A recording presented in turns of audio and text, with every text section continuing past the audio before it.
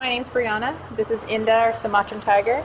We're at the Fort Wayne Children's Zoo, and you're watching what I'm doing right now.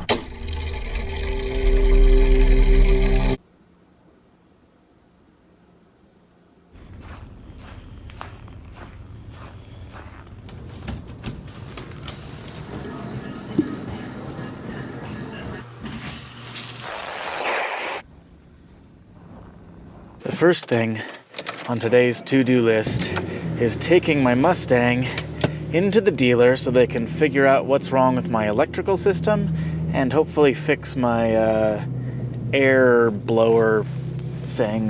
Hello. Michael? Yep. Perfect. Let me grab some numbers off of her and I'll get a signature from you. Okay. So we'll start out with 2 hours, see what we got going on, and then I'll call you and let you know if we need to go further or not. Okay. So I'll grab a signature there. Do you need a ride anywhere? I do. Okay. I'll grab our shuttle van.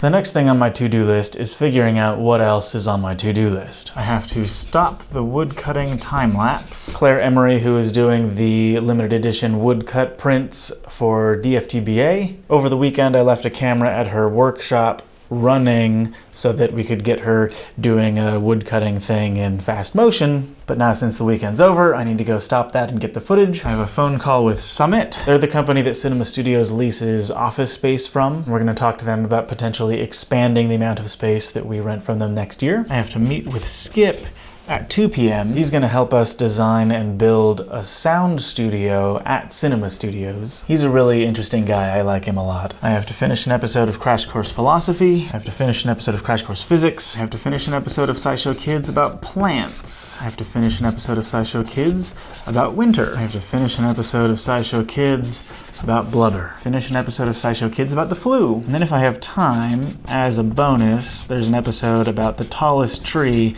I don't have to finish it, but if I do finish it, then I won't have to work on it super quickly when I get back to Missoula after Christmas break. There's probably stuff that I'm forgetting that needs to go on this list. If I remember, I'll stick it on there. But for now, let's get started. The reason people talk about justice all the time is that it's one of the most fundamental social, ethical, and moral principles we deal with every day. Hello, Toddley. So they didn't have any Dapper Dan. What is Dapper Dan? Pomade. What does that mean? It's from Brother Where Art Thou? You know, being a Dapper Dan man. Pomade. What? I just got a nice shade and a nice trim. Of course, you didn't notice. I did notice. You did notice. Yeah, you look real clean cut, like I said. Oh. I have a question. Oh no. Why is that light out? It just recently went out. What? Yeah. So when we're on the call today, we'll put it there, and we'll just be like, hey, one of our lights is out.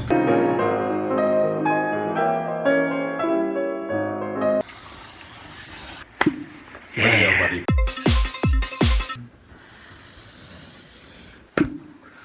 It's 5 o'clock. I'm pretty sleepy, so Todd's giving me a ride home since my Mustang is still at the dealer. I'm gonna take a nap. I'm gonna be responsible and prepare for this nap, and then after this nap, I'm gonna wake up and do more work. So how are you going to prepare for this? Are you going to set an alarm? Now, I know you and alarms. I sleep right through them. You're also an alarm snoozer. I'm a chronic snoozer. So, how are you going to combat that? The way to combat snoozing an alarm over and over and over again is to set the alarm on my phone, and then put the phone on the other side of the room so that I have to physically get out of bed to disable the alarm. If I have to physically get out of bed, then I usually have the willpower to not get back in bed. Interesting problem to have. But ooh. That was slippy slidey. That was just a little slidey. Have you ever had one of those alarms that has wheels on it that, like, when it goes off, it shoots off across the room? And it goes like, wah, wah. No, but I don't know if I've told this story before. When I was living with Alex and Charlie in London, Alex was trying this weird thing called polyphasic sleep, where like every 2 hours or something, you just sleep for 10 minutes and then you wake up, and you just do that indefinitely. There's no like big chunk of sleep. The idea is that you break your sleep up over the course of your day forever. Obviously, that makes you sleepy, so he bought this alarm clock called the Sonic Bomb from Amazon, and it comes with this little puck that you put under your pillow so that not only is it super loud, but it also vibrates a lot to wake you up. It arrived from Amazon while I happened to be taking a nap, so they decided, let's test out the Sonic Bomb on Michael. So they get it all ready, and they set it off, and I didn't wake up. What? Really? Yes. You're a deep sleeper. I have slept through multiple earthquakes in California. Like big earthquakes. Like the Northridge earthquake when I was, I don't know how old, 8 or something. Yeah, we were youngins. I slept through that. Do you remember dreams? Very rarely. Maybe like once or twice a year do I wake up going, oh, I was having a dream. That's very interesting. So I imagine going back to that sleep, what was the sleep thing he was trying? Polyphasic sleep? You'd go crazy. Yeah? Because that doesn't seem healthy at all.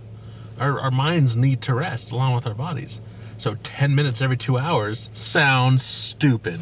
Okay, I'm about to be responsible and take a nap. So I'll see you guys on the other side. Probably.